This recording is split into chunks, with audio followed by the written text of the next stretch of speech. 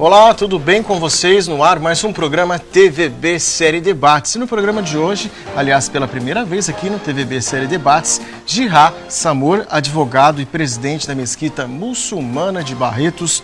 Jihá, muito obrigado por ter aceito meu convite e estar aqui com a gente participando. Eu que agradeço o convite. Assalamu alaikum a todos os telespectadores. Que a paz e a bênção de Deus estejam com todos vocês. Daqui a pouquinho a gente começa o nosso debate. Na verdade, vai ser um bate-papo.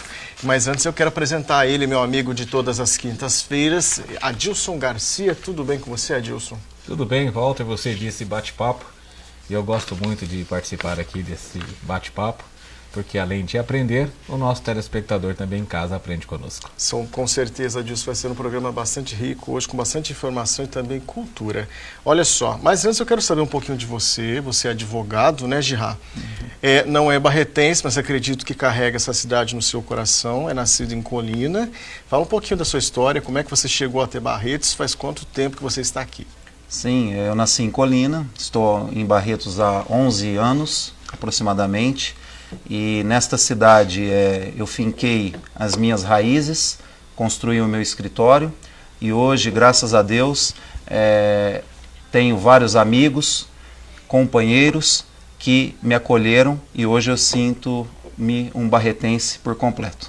É isso aí, maravilha. Olha, a gente está vivendo um período bastante importante para a mesquita, para os muçulmanos aqui da cidade, que não é só aqui em Barretos, em todo o Brasil, em todo o mundo, que é o período do Ramadã. Explica para a gente o que é o Ramadã. Sim, o Ramadã é um dos pilares do islamismo e nesse pilar, o muçulmano e a muçulmana que tem condições físicas e de saúde, ele jejua da alvorada até o pôr do sol. Nesse jejum, ele não tem relações sexuais com suas esposas, ele não pode comer e beber nada.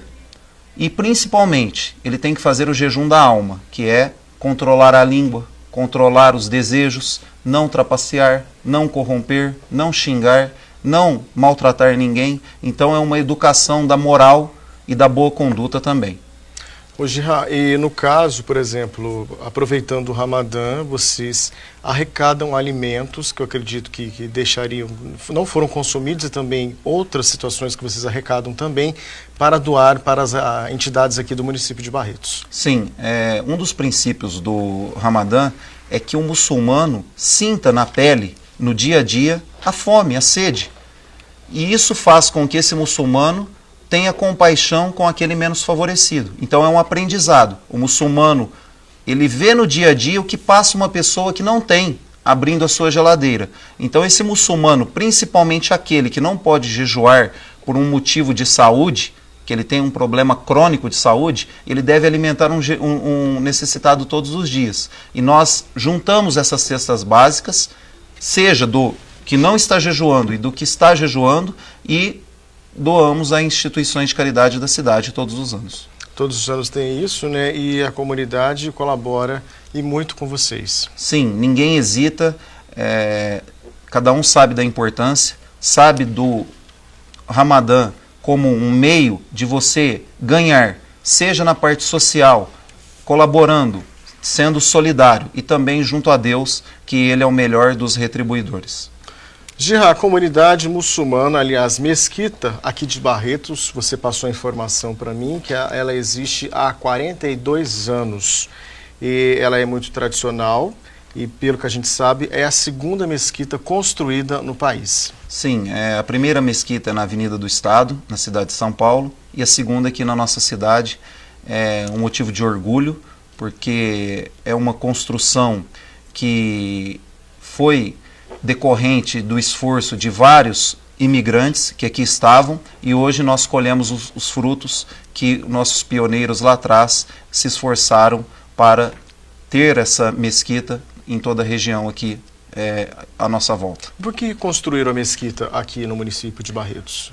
Porque havia muitos imigrantes nas cidades vizinhas e principalmente em Barretos, e eles viam a necessidade de ter o templo para praticar a sua religião. Então, por isso, a da construção, que foi em 1973. Isso. E iniciou, e assim, foram doações, cada um colaborou, na época, as famílias muçulmanas? Sim, cada um colaborou conforme a sua capacidade. Houve doações do exterior também, na época, porque era novidade aqui no Brasil, não havia essa expansão, não havia os meios de comunicação que nós temos hoje, então a informação não chegava como chega atualmente. Então houve também a participação de países estrangeiros. Hoje, existe alguma regra para a arquitetura de cada mesquita ou é independente? Não, não é obrigatório ter uma arquitetura. O minarete normalmente existe numa mesquita para que a pessoa faça o chamamento, na época que não havia nenhum equipamento de som. Hoje você pode ter uma mesquita conforme a arquitetura que você desejar. No caso, a mesquita de Barretos, ela tem um formato, ela é bastante alta, né, e chama a atenção das pessoas até que não moram aqui no município. Sim, ela seguiu muitas mesquitas mundo afora e por conta disso, turistas que vêm à cidade têm o desejo de conhecê-la. Ô Girá, se não tem uma característica, por que o verde ele é frequentemente visto? A cor verde, ela predomina sobre as outras, né? Sim, na realidade não há uma cor predominante para se pintar uma mesquita. Depende da vontade dos participantes, das pessoas que ali frequentam. Porém, o verde ele é muito praticado porque o verde é citado como cores que estarão presentes no paraíso. Então, o muçulmano ele tem essa vontade de sempre utilizar essa cor verde. E você disse que... Desculpa. Não, é só para complementar que você falou da cor verde, Adilson. O pessoal em casa está acompanhando a imagem da mesquita aqui de Barretos e a ponta dela é na cor verde, né? Sim.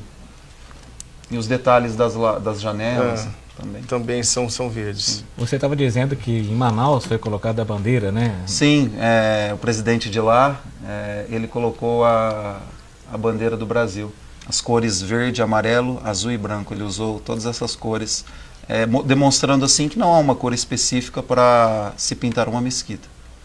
Interessante. Os trabalhos religiosos são comandados pelo sheik, que veio da onde o sheik aqui? Nosso sheik é da Síria, o sheik Mohammed, um sheik que faz um brilhante trabalho, um sheik carismático, que está sempre de portas abertas para receber qualquer pessoa, e convido sempre a todos a irem até a mesquita, pegarem livros gratuitamente, participarem das orações, fiquem à vontade sempre. O sheik veio para cá juntamente com a sua família, né?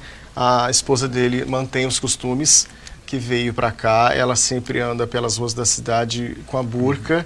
E eu quero te perguntar, o pessoal, por exemplo, da cidade recebeu bem o sheik e a sua esposa aqui, mesmo deles se vestirem de forma diferente das pessoas daqui da cidade? Sim, nunca houve qualquer retaliação, nunca houve qualquer agressão. A população barretense é muito receptiva, muito cortês.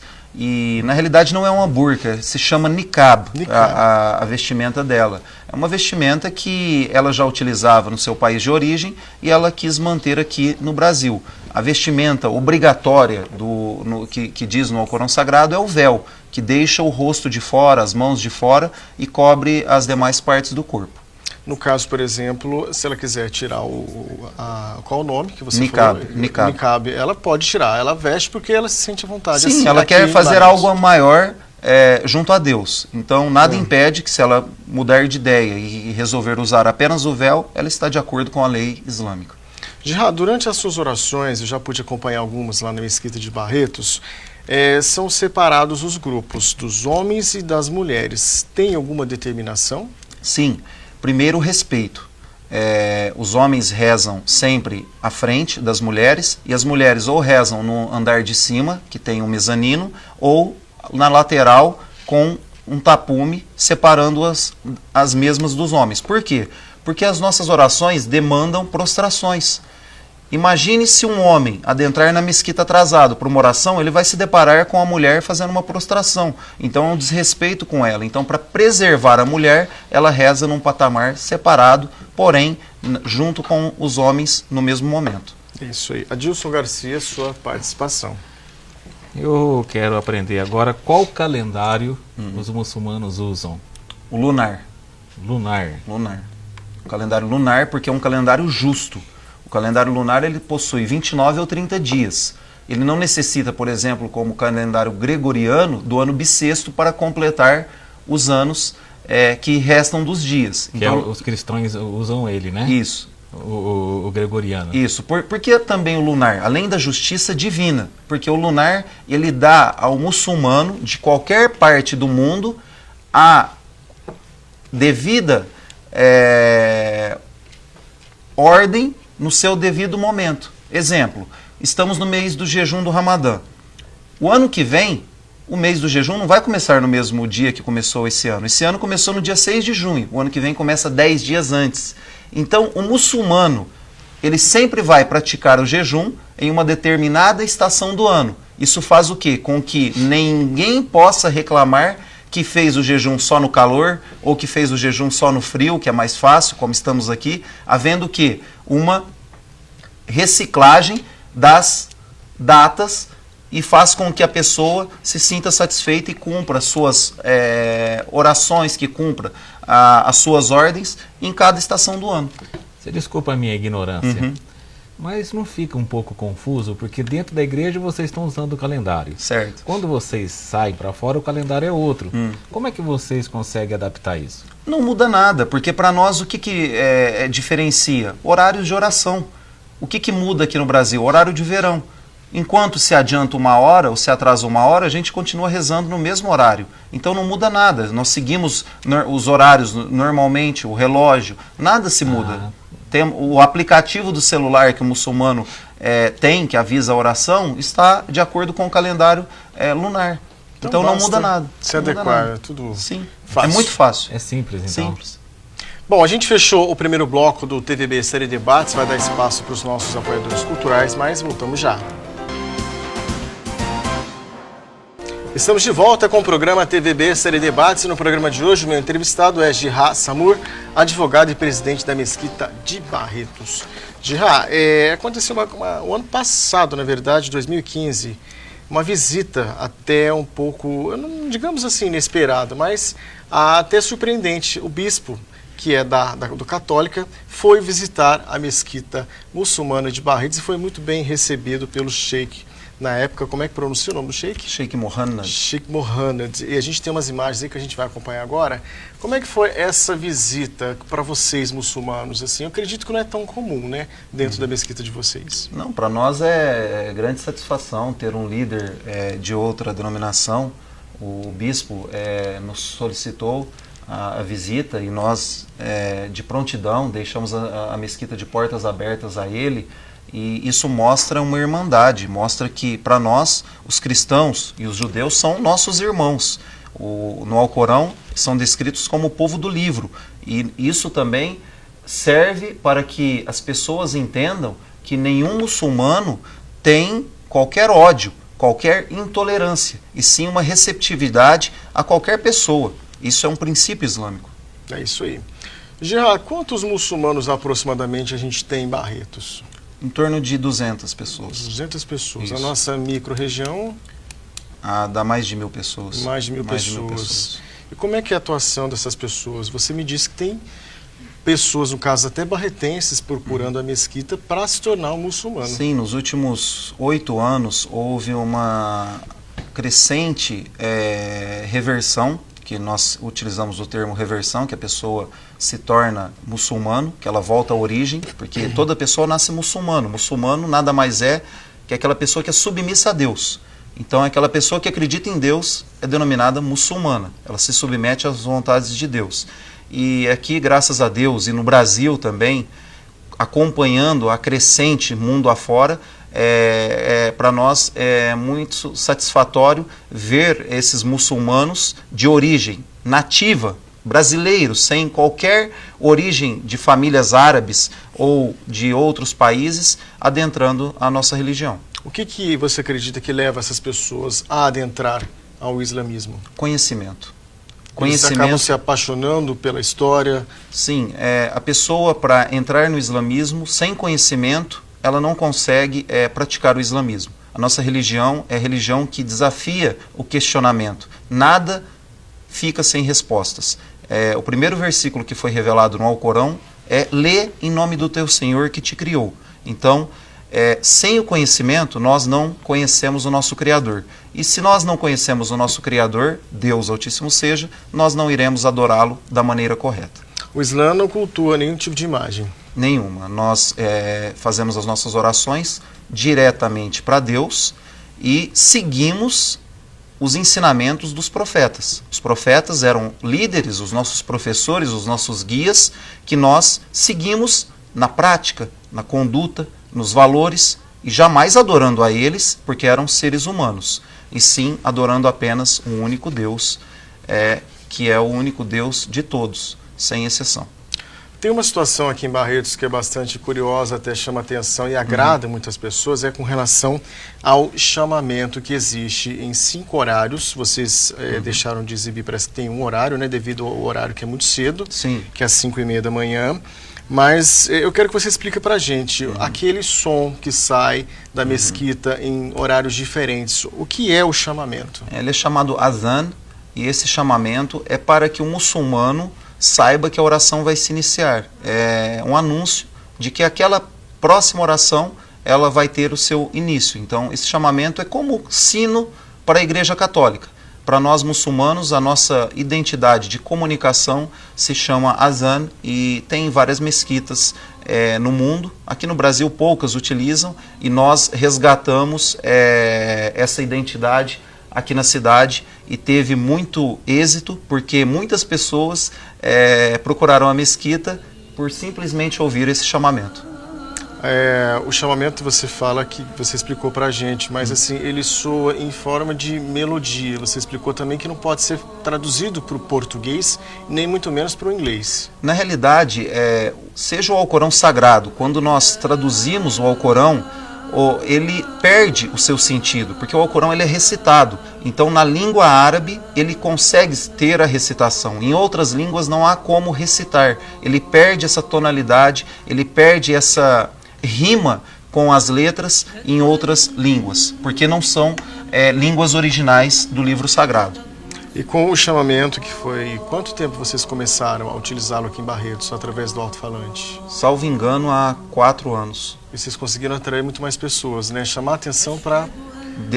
Desperta a curiosidade das pessoas. O que está dizendo? Antes tinha a tradução do chamamento. Eu pedi para tirar a tradução e deixar apenas o em árabe, porque as pessoas aí teriam essa curiosidade de saber o que está falando, por que está falando, e assim conhecer essa mesquita. Legal, muito bom. Interessante, né, Dilson? Nós que trabalhamos com reportagem, eu acho que vale a pena uma hora você, a gente conhecer isso de perto, conhecer né, isso de Walter? perto, até produzir esse áudio, né, e mostrar para a Sejam comunidade. Com certeza uma hora nós estaremos lá.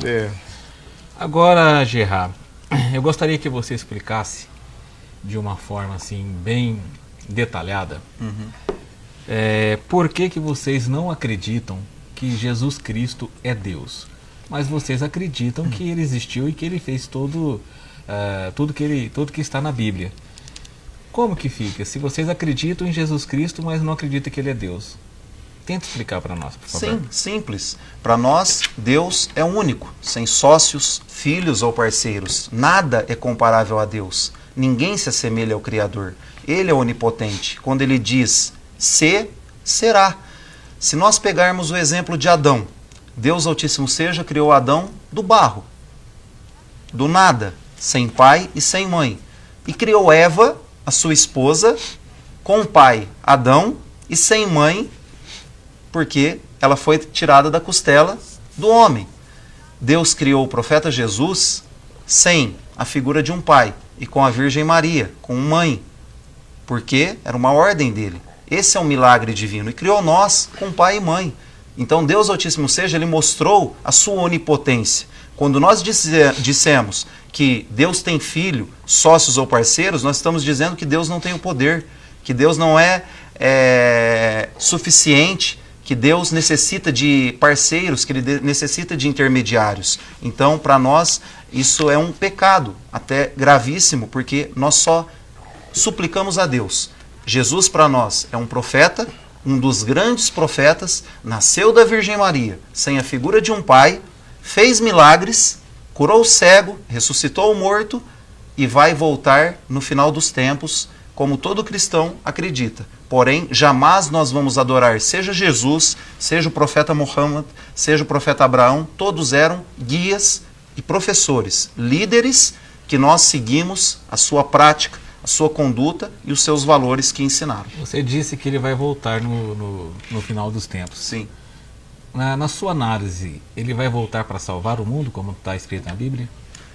Na realidade, salvar o mundo e praticar a justiça. Porque Deus Altíssimo seja, quando ocorrer esse dia, estará ocorrendo muitas catástrofes na terra. Muitas pessoas estarão seguindo o impostor, porque ele terá milagres. Será levantado, né? Sim, ele terá milagres. Ele fará a pessoa viver.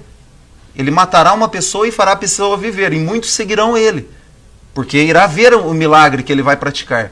E esse impostor, só o profeta Jesus, que a paz de Deus esteja com ele, conseguirá acabar com ele. E quando ele cumprir a sua mensagem, porque para nós muçulmanos, o profeta Jesus é o único profeta que não cumpriu a sua mensagem ainda. Ele não foi crucificado para nós muçulmanos. Ele foi elevado de corpo e alma aos céus. Deus jamais ia permitir que um profeta dele fosse traído por um ser humano. Então essa é mais ou menos a visão islâmica sobre esse nobre profeta e sobre a sua mãe, que é a mulher mais virtuosa que Deus colocou aqui na Terra. É isso aí. Bom, fechamos mais um bloco do TVB Série Debates. A gente vai dar espaço agora para os nossos apoiadores, mas voltamos já.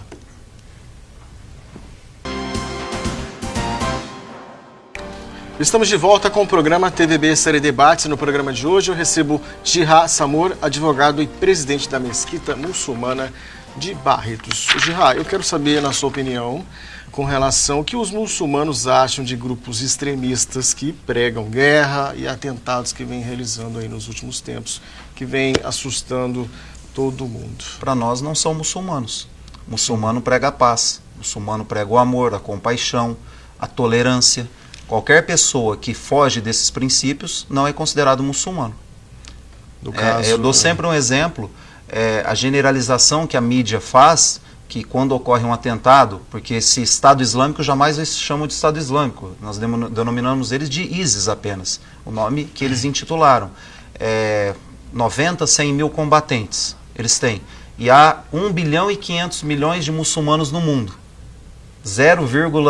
Você entra numa dízima periódica aí que não vai acabar, porque não vai chegar no percentual. Eles nem chegam a ter uma significância dentro da religião islâmica. O que eles praticam não são princípios islâmicos. Então são fora do que o Alcorão ensina e do que o profeta Muhammad, que a paz de Deus esteja com ele, ele ensinou. Exemplo máximo disso, o profeta, certa vez, ensinou seus companheiros dizendo: o verdadeiro muçulmano é aquele cujas pessoas estão salvas do que a sua língua diz e o que a sua mão pratica.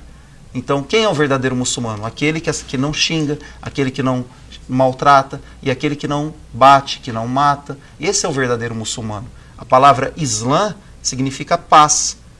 O nosso cumprimento é Assalamu Alaikum, que a paz de Deus esteja com você. Então, não existe terror, não existe a palavra terror no Alcorão Sagrado. Isso é algo criado desde a época do Papa Urbano II, a palavra terrorismo, que jamais existiu na religião islâmica.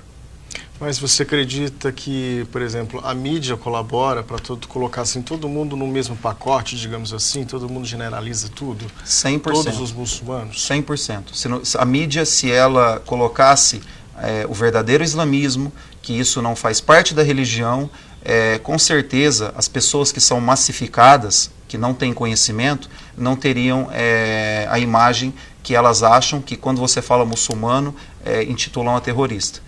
E isso não existe jamais para nós muçulmanos. Que é uma pena, né? Quem tem o contato com vocês direto, sabe como é que funciona, não tem nada a ver. Sim, se nós pararmos para pensar, cada ato que é praticado por um cristão, seja um estelionatário, seja um bandido, a população carcerária do Brasil, 90% da população carcerária aqui no Brasil é de cristãos. Isso. Então eu vou chamar todos os cristãos de terroristas, todos os cristãos de bandidos. Então só aí nós vemos a generalização que é praticada, seja aqui ou seja em denominados países que fazem isso para que as pessoas tenham uma imagem distorcida.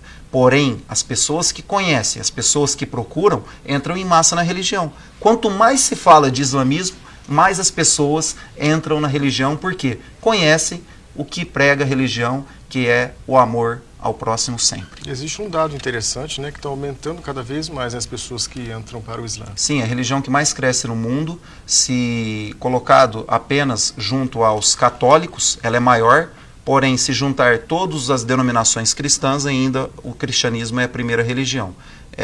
Ela cresce principalmente dentro da Europa, em países asiáticos e principalmente também nos Estados Unidos, onde é muito denegrida a imagem. Lá cresceu muito após o ataque às Torres Gêmeas em 2001. Certo. Adilson, sua participação. A gente ouve falar muito em pilares, né, do islamismo. Explique para nós como funciona esses pilares. O muçulmano, ele se alicerça em 6 pilares da fé e 5 pilares da prática. Pilares da fé: crer em Deus único, sem sócios, filhos ou parceiros; crer nos anjos de Deus, que não têm livre-arbítrio e obedecem a Deus; crer nos profetas que Deus enviou, sem exceção; crer nos livros sagrados; crer no destino; crer no dia do juízo final. Esses são os pilares da fé.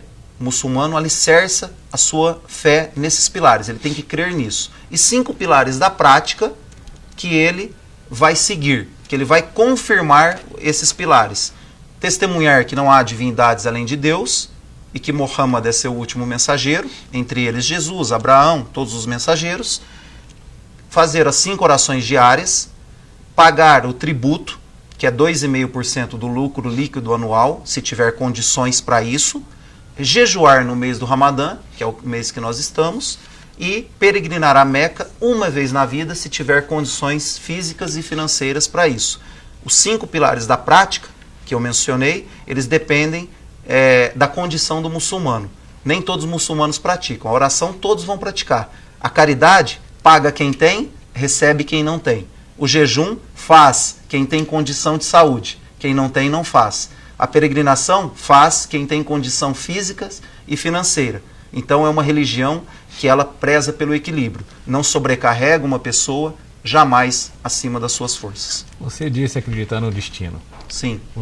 Vocês acreditam então que cada pessoa já vem para esse mundo sabendo tudo que vai acontecer com seus superiores, né? Já sabem o destino de cada um. Predestinado. Sim. Já. O destino é algo, tem o destino que é imutável, quando iremos nascer, quando iremos morrer, está no decreto de Deus.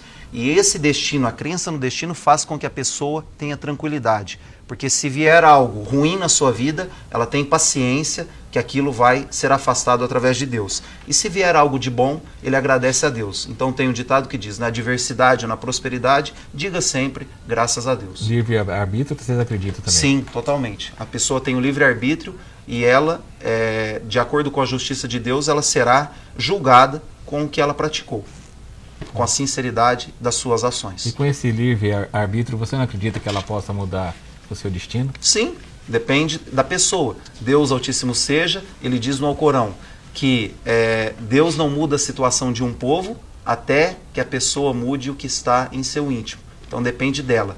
Ela é injustiçada porque ela quer. Deus Altíssimo seja, ele não injustiça ninguém. Porém, o ser humano injustiça a si próprio. É muito sério isso, né? Você Sim. mudar o seu próprio destino.